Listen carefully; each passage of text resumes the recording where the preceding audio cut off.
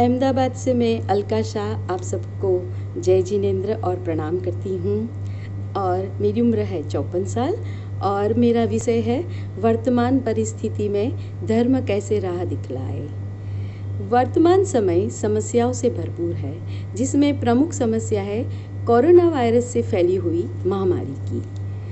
ये corona virus, ये शब्द जब हम बार बार बोलते हैं तो वह एक अर्थ की ओर ले जाता है, और वो अर्थ है करुणा नीरस, यानी कि करुणा विहीनता, संवेदना रहित। ये हमें एक संदेश देता है कि हम कितने करुणा विहीन हो गए हैं और हमारी प्रवृत्तियों के द्वारा कितने ही जीवों का विनाश कर रहे हैं। कोरोना वायरस की उत्पत्ति भी हमारी करुणा विहीनता की वजह से ही है।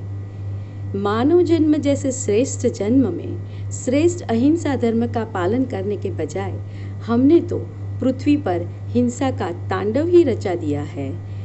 आसमान को छूने वाली इमारतें बनाकर हमने पृथ्वी काय के जीवों की, जहरीले पदार्थों को समुद्र और नदी में छोड़कर हमने जल काय के जीवों की, हमारे उत्सवों में चकाचौंध रोशनी और पटाखों के द्वारा हमने अग्निकाय के जीवों की, हवा में जहरीले वायु छोड़कर हमने वायुकाय के जीवों की, और हमारे निजी स्वार्थ के लिए जंगलें काटकर वनस्पति काय के जीवों की, और हमारे पहनने और खाने के शौक के लिए कई प्रकार के जीवों की हम हिंसा में जुटे हैं। तो ये जो सब सूक्ष्म जीव है वो तो हमारी संहार लीला के एक प्रेक्षक ही बन गए हैं, पर अब इनकी सहनशीलता की एक हद आ गई है, और जब अन्याय बढ़ जाता है तो युद्ध तो निश्चित ही है। तो ये कोरोना महामारी भी एक प्रकार का इन अबोल जीवों का, सूक्ष्म जीवों का हमारे विरुद्ध का युद्ध ही है। आज ये सूक्ष्म जीवों ने हमें पिंजरों में कैद कर रखा है और मौत के तांडव के द्वारा हमें स्वार्थमय संसार का परिचय करवाया है, और इतना डरा दिया है कि अगर हम इससे भी नहीं कुछ सीखे तो हमें और भी भयंकर परिणाम के लिए तैयार रहना पड़ेगा। वाह रे कुदरत वाह, सबक सिखाने की तुम्हारी शैली। संसार के सर्वश्रेष्ठ प्राणी मानव को इतने सूक्ष्म जीवों के सामने कितना निसहाय कर दिया है कि यह सिखाने के लिए कि हमें किसी को छोटा नहीं समझना चाहिए और सभी जीवों का सम्मान करना चाहिए और अपनी मर्यादा में रहना चाहिए, क्योंकि अहिंसा ही सब धर्म का प्राण है। पर हमारी अहिंसा तो सिर्फ शब्द में ही रह गई है, हम अर्थ तो भूल ही गए हैं। जैन धर्म का सूत्र है परस्परोपग्रह जीवानाम, यानी जीव एक दूसरे पर उपकार के द्वारा ही जीते हैं। प्रिंसिपल ऑफ को एग्जिस्टेंस, सभी जीव एक दूसरे का अस्तित्व का ख्याल रख के ही अपनी जीवन शैली बना सकते हैं। अब इस महामारी का उपाय क्या है? तो इसके उपाय के स्वरूप हमने सबसे पहले तो लॉकडाउन कर दिया।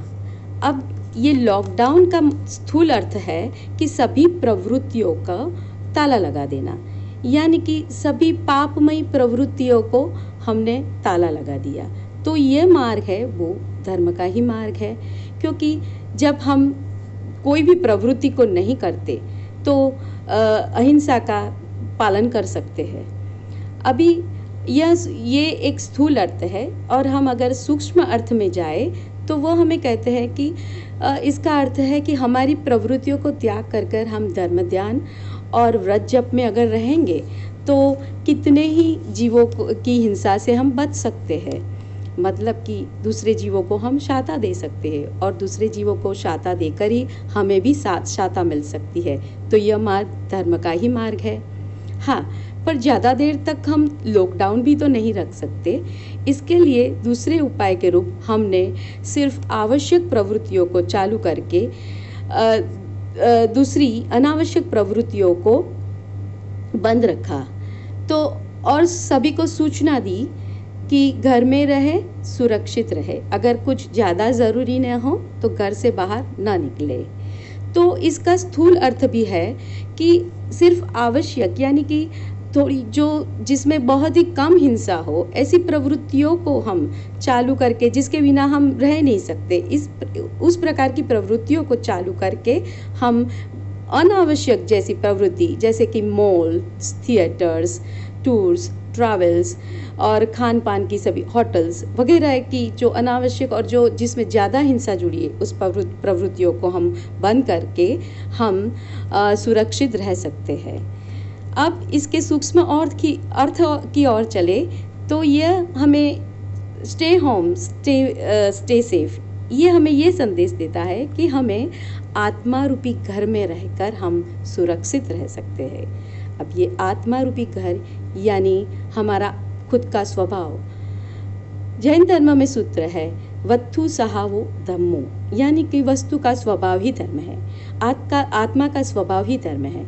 जैन शास्त्रों में आत्मा के ऐसे 10 धर्म बताए गए हैं, जिसमें पहला है क्षमा, यानी धर्म का मूल दया है और यह दया क्षमा से ही आती है। क्रोध के अभाव के रूप जब क्षमा आती है तभी दया आती है। दूसरा है विनय, विनय के अधीन ही सर्वगुण है, विनय से ही हमारी सब क्रिया फलदायक बनती है। अभिमान रहित होने से ही विनय आता है। तीसरा है आर्जव, यानी सरलता, माया कपट के अभाव से ही शुद्ध धर्म की प्राप्ति होती है। चौथा है शौच, यानी पवित्रता, शुद्ध धर्म के लिए द्रव्य एवं भावों की पवित्रता आवश्यक है। पांचवा है संयम, प्राणातिपात आदि 5 व्रतों के पालन द्वारा तथा 5 इंद्रियों के निग्रह करके और 4 कसाय और मन वचन काया के 3 दंड के त्याग के द्वारा ही हम संयम का पालन कर सकते हैं। छठा है त्याग, यानी परिग्रहों का त्याग करना। सातवां है सत्य, जो जैसा है वैसा मानना और कपट किए बिना मन वचन काया के योग के द्वारा सत्य को स्वीकार करना। आठवां है तप धर्म, 6 बाह्य और 6 अभ्यंतर तप के द्वारा कर्म को तपाना है और वो भी इंद्रिय को प्रतिकूल हो ऐसी प्रवृत्ति को करके करना है। और 9वां है ब्रह्मचर्य, यानी कि मैथुन का त्याग, जिसके 18 वेद है और वो सभी प्रकार के दुख का नाश करता है। और 10वां है आकिंचन्य, यानी अनासक्ति, ममता रहित होना, जो संसार समुद्र से तरने के लिए नाव समान है। तो यह 10वीं धर्म ही आत्मा का स्वभाव है, जिसमें स्थित रहकर हम आत्मा को सभी पापमय प्रवृत्ति से सुरक्षित कर सकते हैं और हम इसे बचा सकते हैं। और इस महामारी से बचने का तीसरा उपाय है वैक्सीन को ढूंढना। वैक्सीन को ढूंढकर हम पूरे इसके संक्रमण को टाल सकते हैं और इस रोग से बच सकते हैं।